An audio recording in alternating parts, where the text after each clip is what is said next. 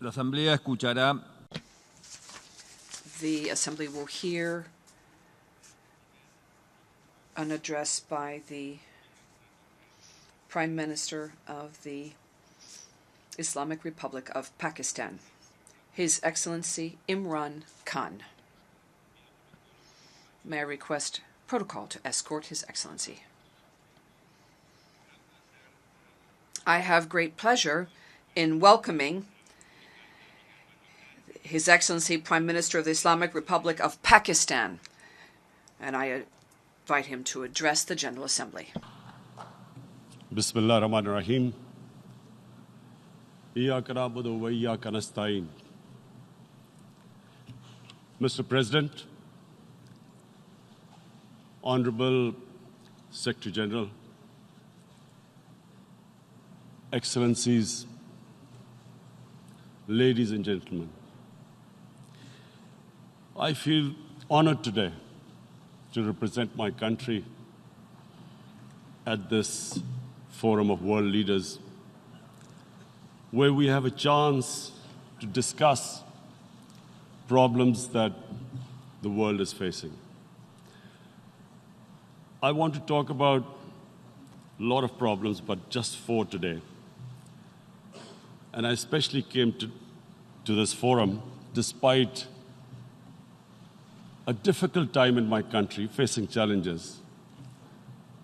I would not have come, but because I feel that there are some very urgent problems which the world must address.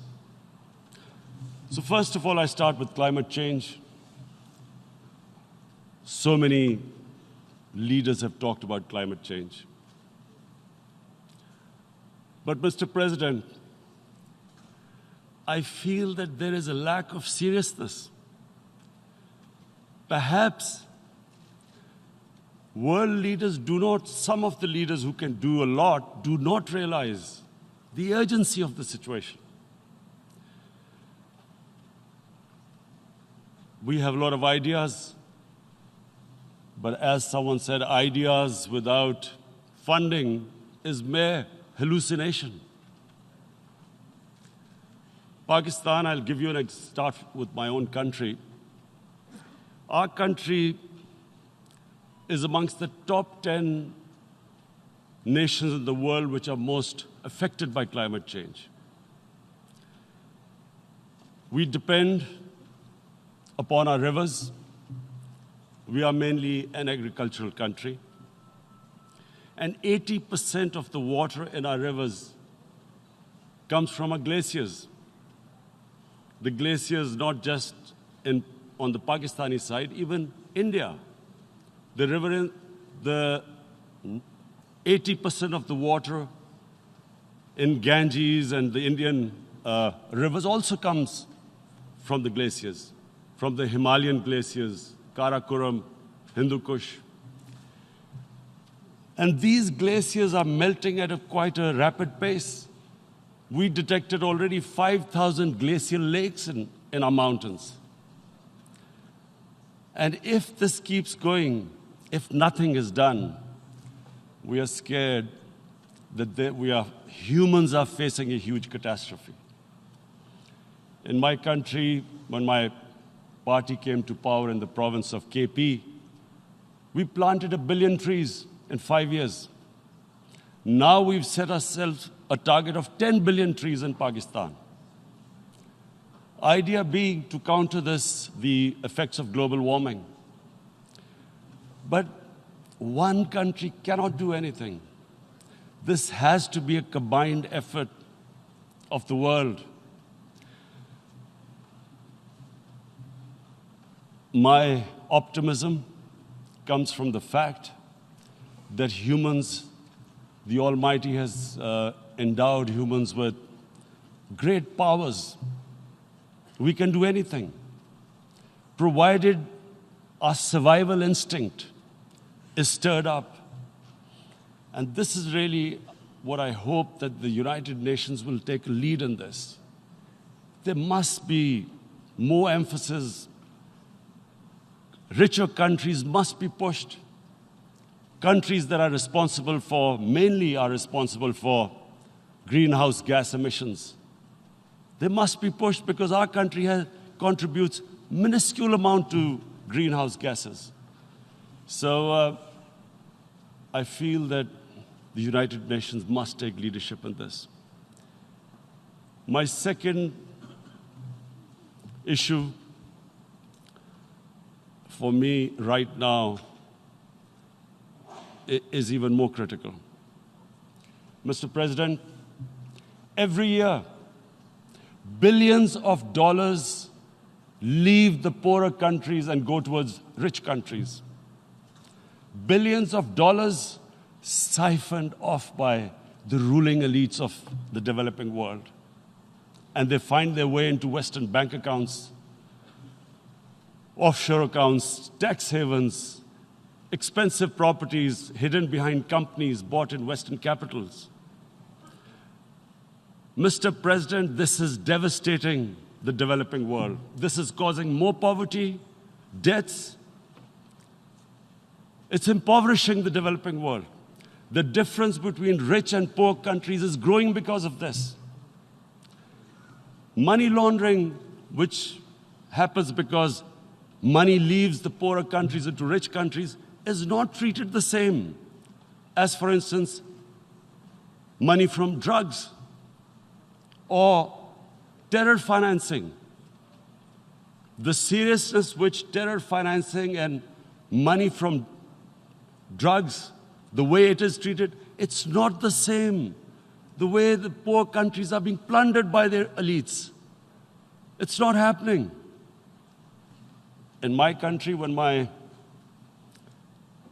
took charge of our government a year back, in the 10 years preceding that, our total debt went up 4 times. The debt we had accumulated in 60 years, just in 10 years, it went up 4 times. As a result, the total revenue we collected in 1 year, half of it went into debt servicing. How are we going to spend money on our human beings, 220 million people, when half the money is going into debt servicing? Because our country was plundered by the elites, the ruling elite.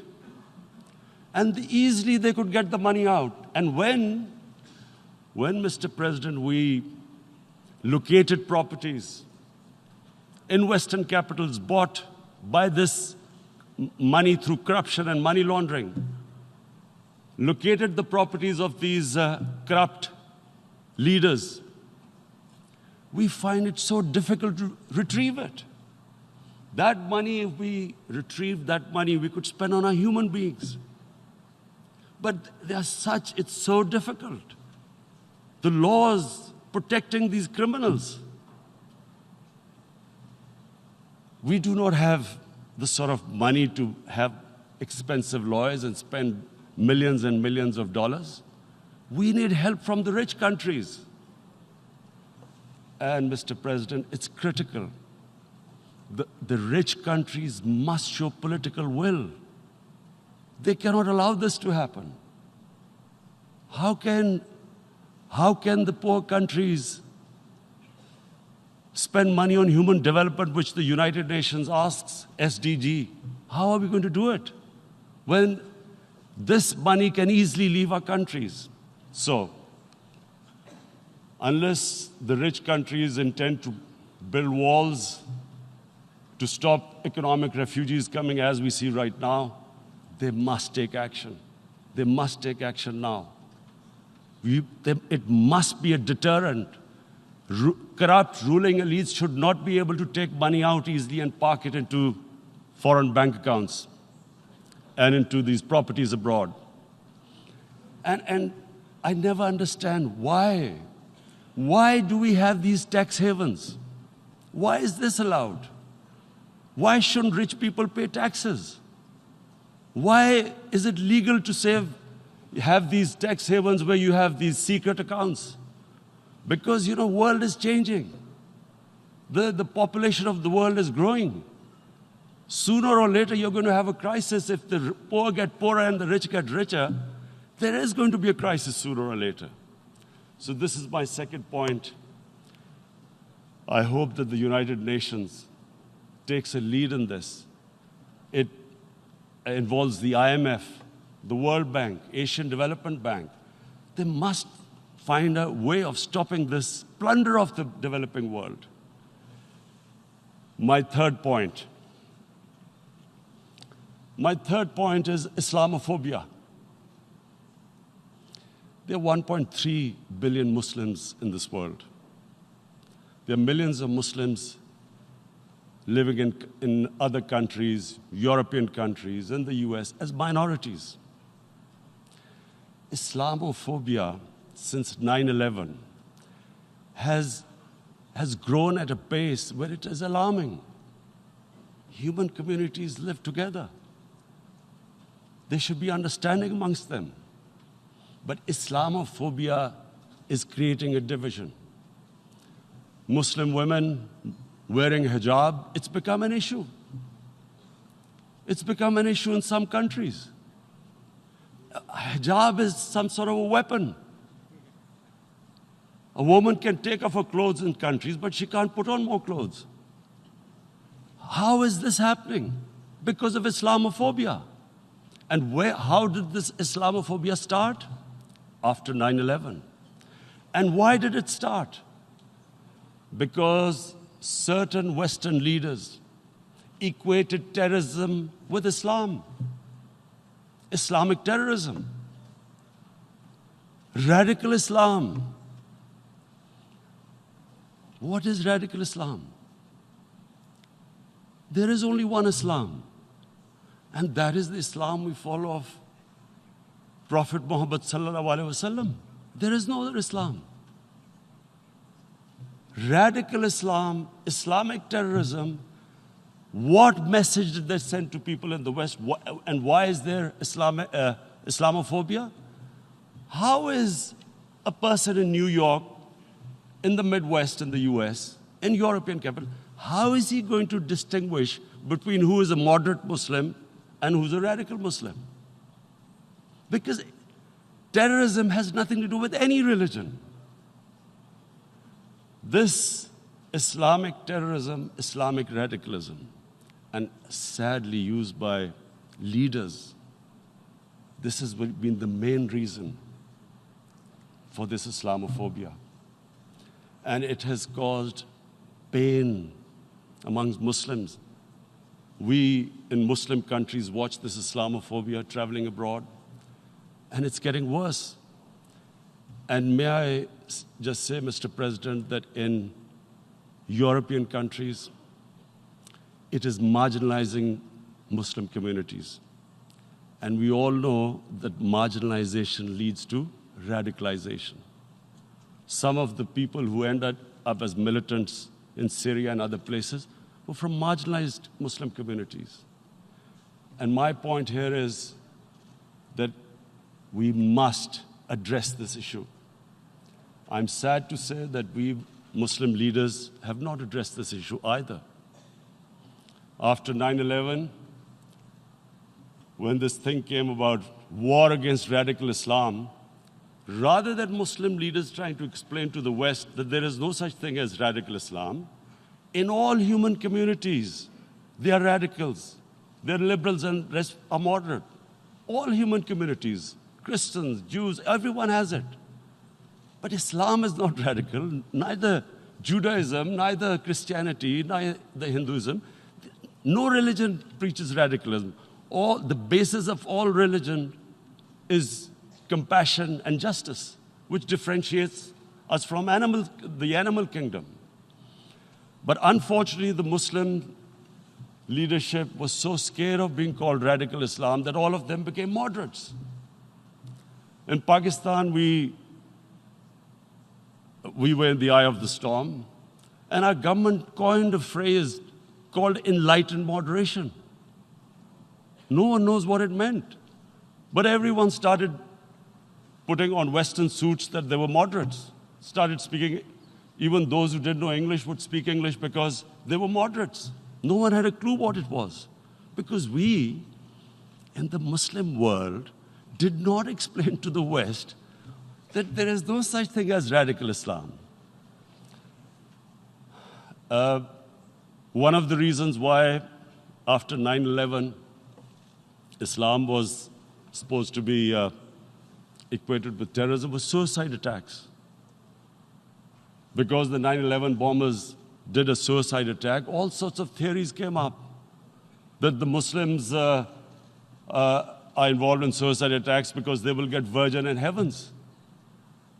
Some came up with, what about women, suicide attackers? So this bizarre thing happened. No one explained. Suicide attacks and Islam were equated. No one did research that before 9/11, the majority of suicide attacks in the world were by Tamil Tigers, who were Hindus.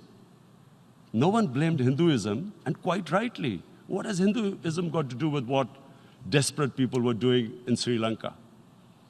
We all know we've seen films about Japanese kamikaze pilots at the end of the Second World War doing suicide attacks. No one blamed the religion. But here we were trying to prove we were moderates and not explaining to the West.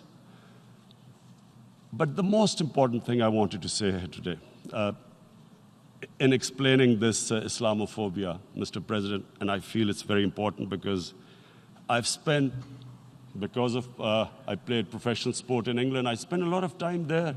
So I know how the Western mind works and how West views religion. So where the misunderstanding about Islam came. And one of the reasons it caused Islamophobia. That was, in 1989, this book was published, maligning, insulting, ridiculing our Prophet Muhammad sallallahu alaihi wasallam. And there was a reaction in the Muslim world. The West couldn't understand what was the problem. Because in the West, because I have spent so much time in the West, religion is perceived completely differently. They don't look upon religion like we do. And so, Islam was supposed to be an intolerant religion. It was against freedom of expression. And Islam took a real beating 30 years ago. I still remember it became a watershed. And every 2 or 3 years, someone would malign our Prophet, peace be upon him. There would be a reaction by the Muslims. And again, it was Islam, an intolerant religion. Again, this time, I blame a certain section of the people in the West who deliberately provoked this, knowing the impact it would have. But the majority of the people in the West didn't understand. This is where, again, Muslim leadership let the Muslims down. We should have explained to them what our Prophet, peace be upon him, means to us. So in 1 minute, I'll try and explain what he means to us. Our Prophet was the witness to the divine book, the Holy Quran. The Holy Quran is the book of guidance for Muslims, and the Prophet's life was living the Quran. He was an example of what the Quran guided us to be. So he is the ideal we all try to get to. The Prophet created the state of Medina, the first state in Islam. That state was the basis of a Muslim civilization which became the predominant civilization for the next 700 years. And what was that state? I hear such strange things about Islam, that it is against women, it's against minorities.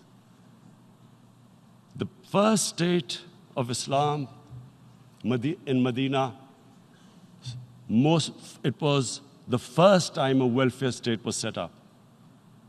The state took responsibility of the weak, widows, orphans, poor people, handicapped. It taxed the rich, spent the money on the poor. The state announced that all human beings are children of Adam, hence equal, whatever the color of their skin. The state announced, the Prophet announced that, and slavery, the whole system depended on slavery as it did for many years in the Western societies. The Prophet said that one of the greatest deeds is to free a slave. But because the society depended on slavery, he said, but if you have to, treat them as an equal member of the family. And as a result, something happened in a Muslim world which hasn't happened in any other civilization. Slave dynasties appeared. Slaves became kings. The Mamluks, slaves who ruled Egypt. In India, there were slave dynasties. And then, with minorities, again, you hear that Islam is supposed to be against minorities. Let me just make this clear. In Islam, the Prophet announced that everyone was free to practice his religion. It was a sacred duty to protect the places of worship of all religions.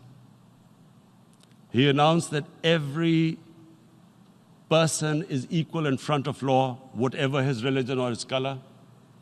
And this incredible case, and I always quote this, that the fourth Khalifa, the head of state of Medina, he lost a court case against a Jewish citizen.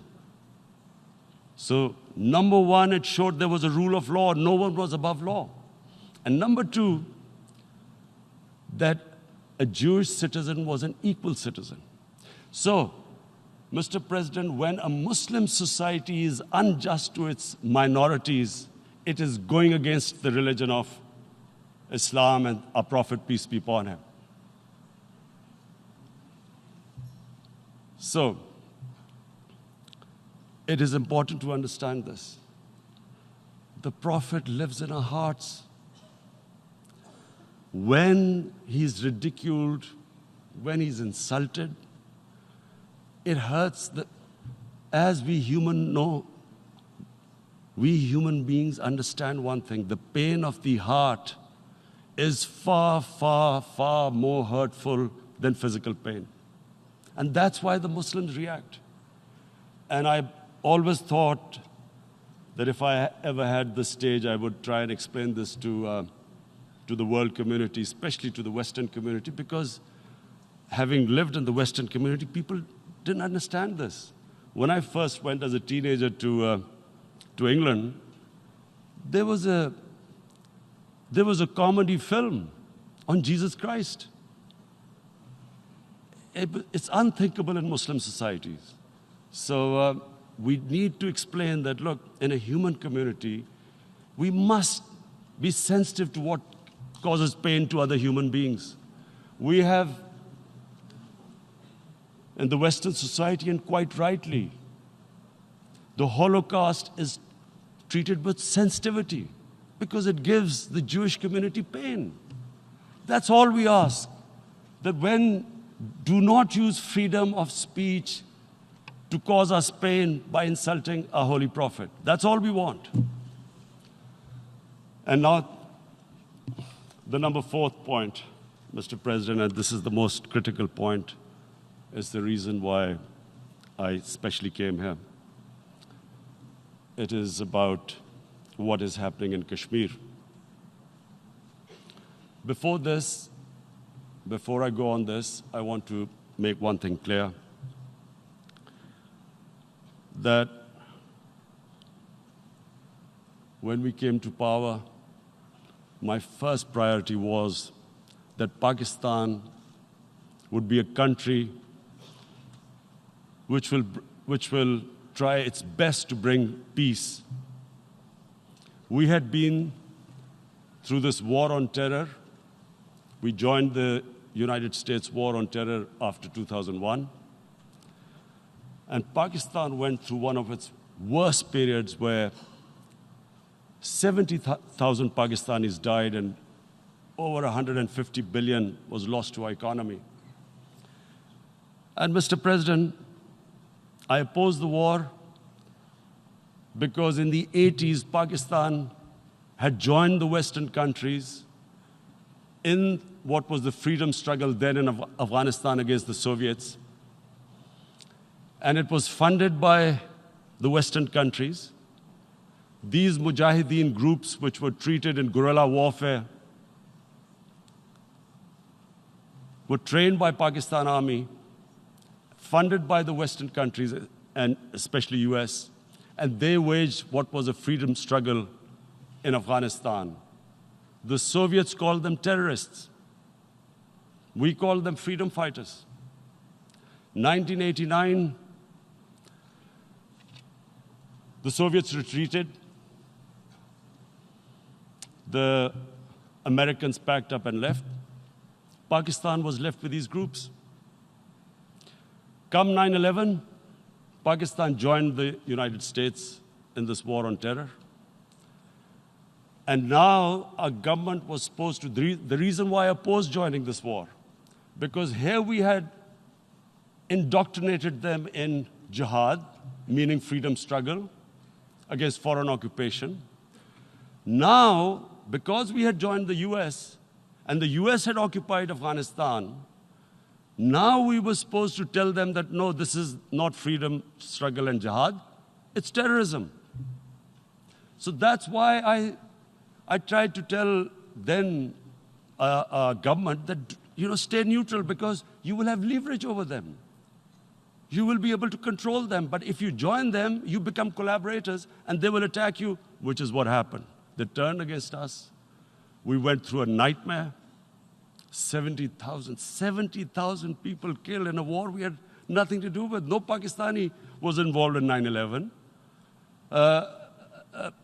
Taliban were in Afghanistan. Al-Qaeda was in Afghanistan. What had we to do with it? 70,000 Pakistanis died.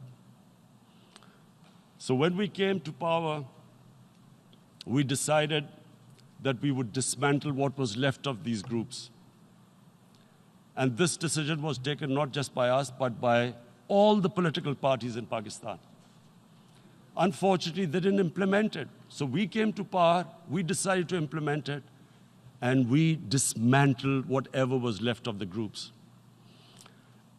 And I know that India keeps accusing us that there are these groups there. I would like the United Nations to send observers, see for themselves what we've done. No Pakistani government would have dared to do this because it would have created strife.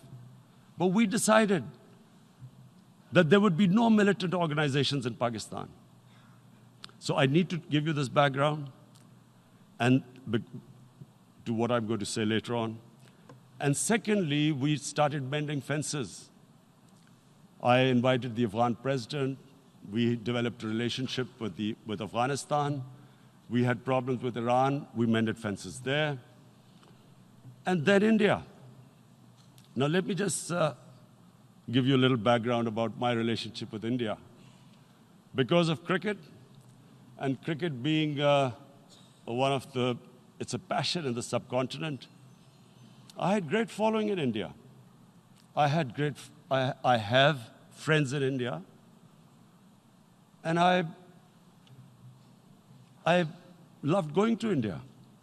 So immediately, when my party came to power, the first thing we did was to immediately reach out to India. And I spoke to President Modi, and I said, look, we have similar problems. Climate change, poverty, let's get together.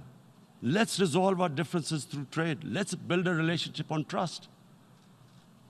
Prime Minister Modi told me that, there were terrorist attacks from Pakistan. I said, we have problems with you. There are terrorist attacks which we know are instigated by India in Balochistan. We caught a spy, Kulbhushan Yadav, who admitted what the sabotage going on in Karachi and Balochistan. So we said, look, let's leave that behind. Let's move forward. Our main priority should be our people. The highest number of poor people live in the Indian subcontinent. Unfortunately, didn't make any headways. Our foreign ministers were supposed to meet on this in the UNGA last year. India cancelled it. We thought that it's their election coming up. It's a nationalist, ultra-nationalist party. It doesn't want to cozy up to Pakistan. So we thought, okay, we'll wait till the elections. Meanwhile, a 20-year-old Kashmiri boy, whose father said was radicalized by the security forces in Kashmir, blew himself up on an Indian convoy. Immediately, India blamed us. I spoke to the Indian public on television. I said, if you give us any iota of proof, we will immediately take action, because we've clamped down on these groups. Rather than sending us any proofs, they sent their jets in, they bombed us. We retaliated. A jet, 2 of their planes were shot down, 1 pilot bailed out in Pakistan. We immediately returned the pilot, saying that, look, we do not want any escalation. Rather than taking that as a peace gesture, the entire campaign, almost the entire campaign of Mr. Modi in the election was how he had taught Pakistan a lesson that jets had killed 350 terrorists. Complete lie. They had just killed about 10 trees of ours, which was quite painful given that, we are growing all these trees. He then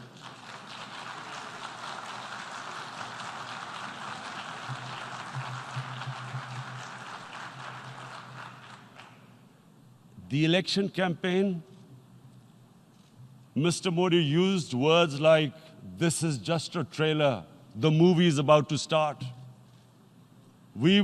I went into Pakistan and taught them a lesson. This was the election campaign. Okay, so we thought, us politicians make all these statements to win elections. So, okay, after elections, we'll get back to our normal relationship.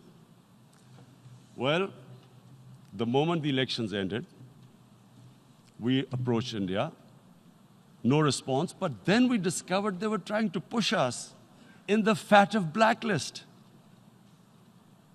to bankrupt us. That's when we realized there was an agenda. And that agenda became obvious on the 5th August when India went against 11 United Nations Security Council resolutions, which say that Kashmir is a disputed territory and the people of Kashmir have the right of self-determination. They went against that. They went against Simla Accord, which is about bilateral, sorting out our differences through bilateral means, went against that. They actually went against the Indian Constitution. Illegally, they revoked Article 370, which gave Kashmir the special status. They got an extra 180,000 troops there. Total number of security forces in Kashmir now are 900,000. And they put 8 million people of Kashmir under curfew.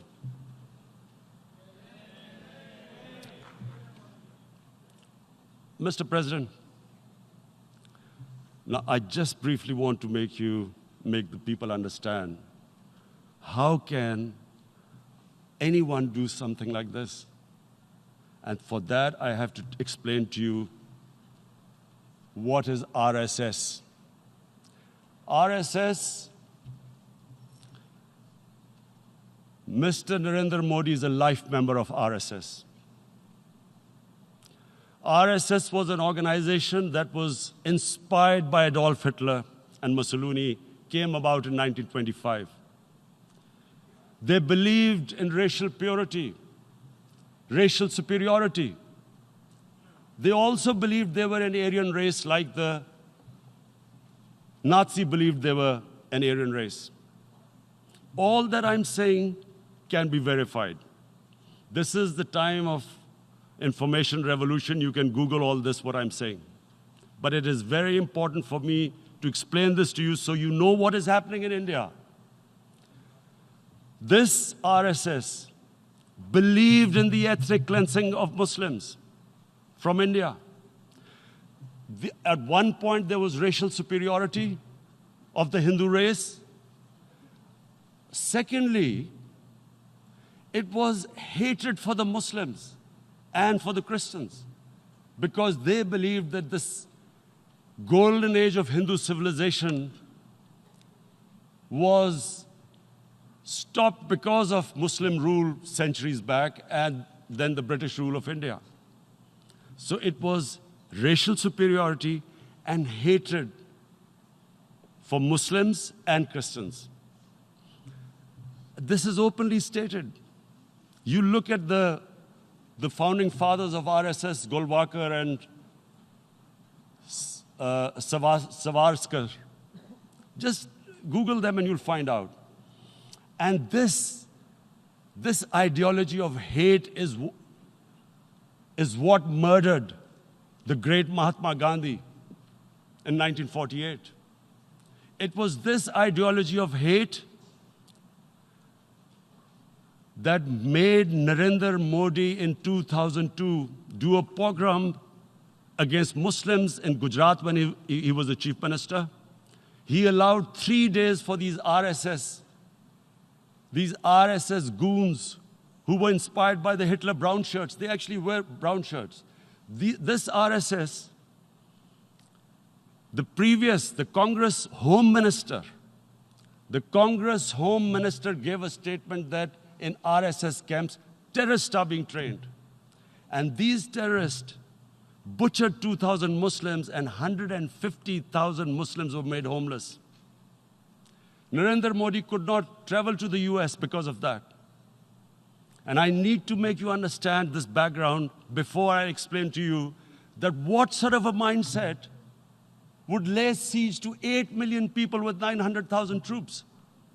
Women, children, sick people, locked in as animals.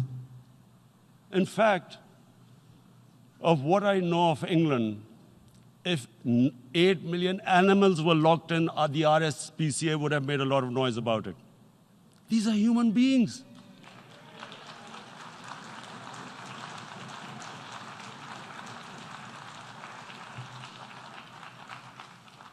And Mr. President, what comes with racial superiority, these illusions of Aryan superior race, is arrogance.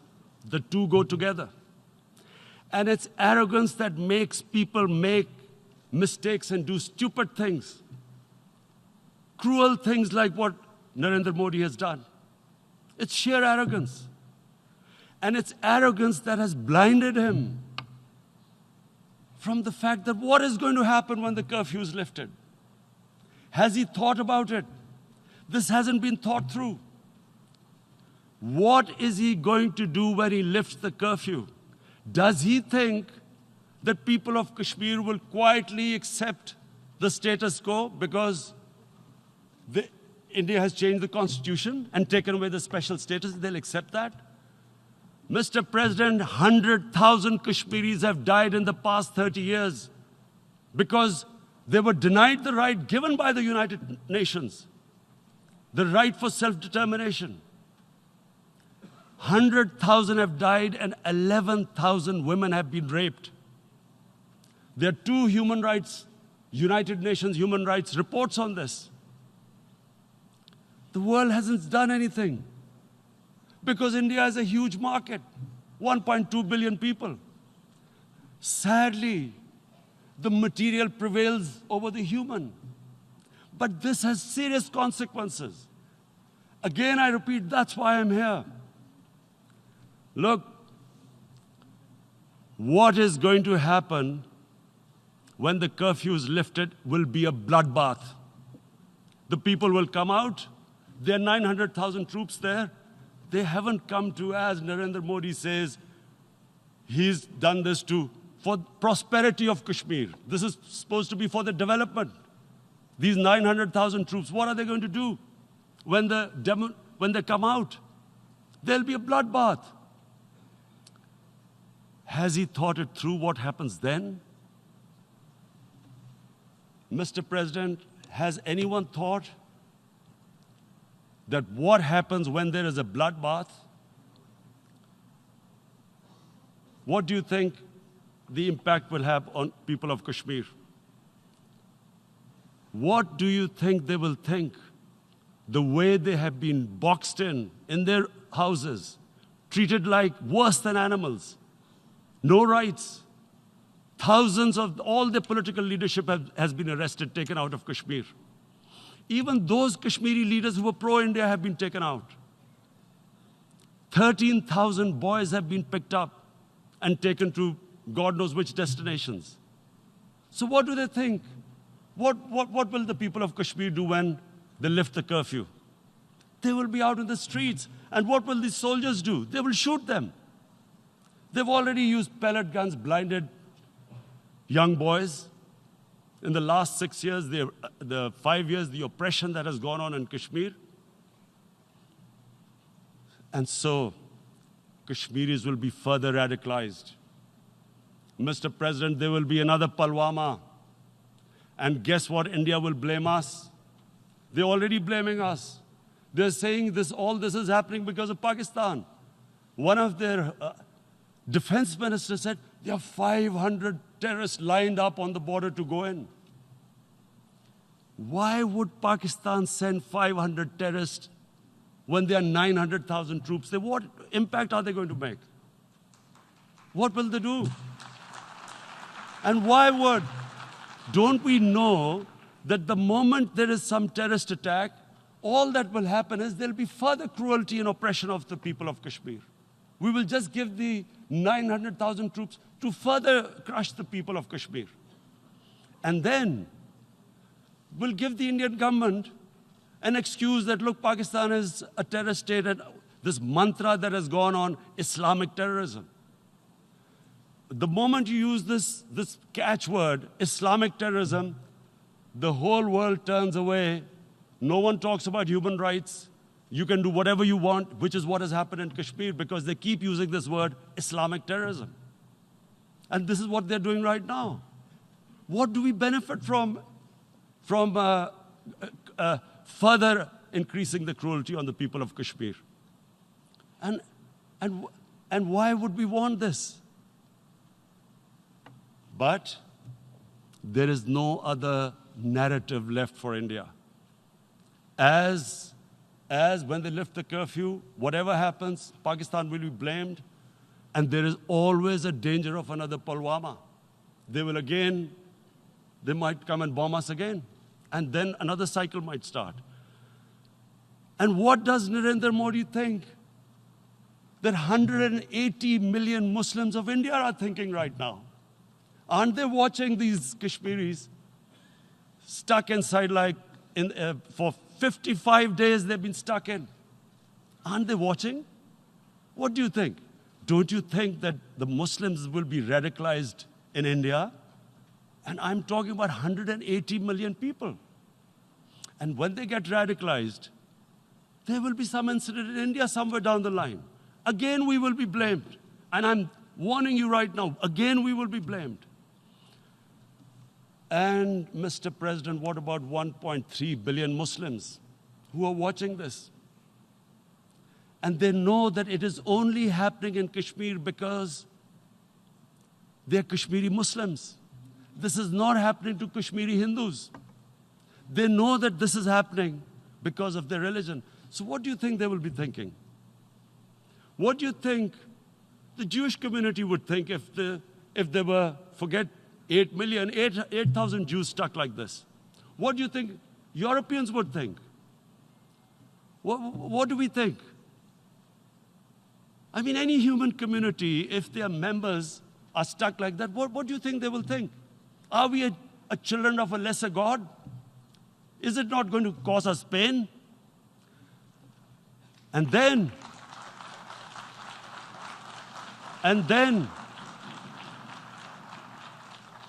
I'll tell you what will happen. People will, in the 1.3 billion Muslims, someone will pick up arms. I know we've been brought up with films, Western films. This good, decent guy doesn't get justice. he decides to pick up a gun and start seeking justice. There was a film made in New York, famous film called Death Wish. This guy gets mugged by and his family, his wife gets killed or something. He can't get justice. He picks up a gun and he goes around shooting muggers. And the whole cinema cheers him on. So what do you think the Muslims are thinking right now? If there is a bloodbath, there will be Muslims becoming radicals, not because of Islam, but because of what they will see, that there's no justice when it comes to Muslims. There were Rohingya Muslims, Myanmar, who are, God knows, almost 1 million people out, ethnic cleansing. What was the response of the world community? So what do you think will be the response of 1.3 billion Muslims? I picture myself. I'm in Kashmir. I've been locked up for 55 days. I have heard about, and there are rapes, Indian Army going into homes, soldiers. Would I want to live this humiliation? Would I want to live like that? I would pick up a gun. You're forcing people. You are forcing people into radicalization. When people lose the will to live, what is there to live for? And this is what, if you can do this to human beings, you are actually radicalizing people. And so, Mr. President, I want to repeat here, this is one of the most critical times. There will be a reaction to this. Pakistan will be blamed. 2 nuclear-armed countries will come face to face, like we came in February. And before we head in that direction, the United Nations has a responsibility. This is why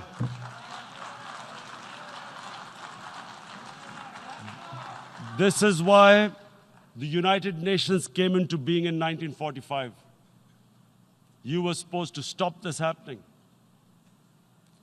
I feel we are back to 1939, Munich. Czechoslovakia has been taken, annexed. What is the world community going to do?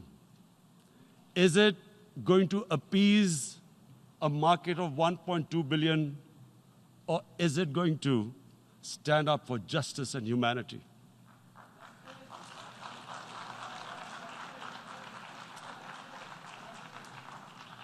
If this goes wrong, you hope for the best, but be prepared for the worst. If a conventional war starts between the 2 countries, Mr. President, if a conventional war starts, and anything could happen, but supposing a country 7 times smaller than its neighbor is faced with the choice, either you surrender or you fight for your freedom till death, what will we do? I ask myself this question. And my belief is, La ilaha illallah, there is no God but one. And we will fight. And when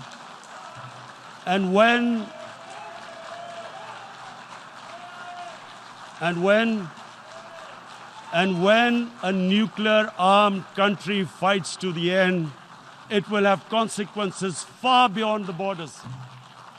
It will have consequences for the world, which is why I repeat I'm here. Because I'm warning you, it's not a threat. It's a fair worry that where are we headed? And I've come here to tell the UN, you've got to, this is a test for the United Nations. You are the one who guaranteed the people of Kashmir the right of self-determination. They are suffering because of that. And this is the time. This is the time not to appease like in 1939 appeasement took place. This is the time to take action.